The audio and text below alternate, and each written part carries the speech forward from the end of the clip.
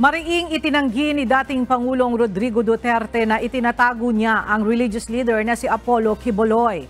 Handa ang dating presidente na ipakita ang kanyang bahay at kung sakaling makita doon si Quiboloy, ay handa pa umano siyang magbigay ng reward money. Muling hinikayat ng dating presidente si Quiboloy na sumuko na sa mga otoridad at harapin ang kanyang mga kaso. Naniniwala si Duterte na nasa Davao City pa si Quiboloy at nagtatago lamang sa kanyang mga property sa Barangay Tamayong, Calinan District.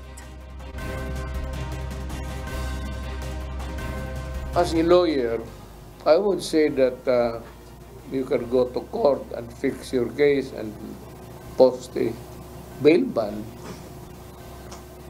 That would be an option. But if you do not think that you will get the fair deal with this administration, because they have been talking about Marcos and everything,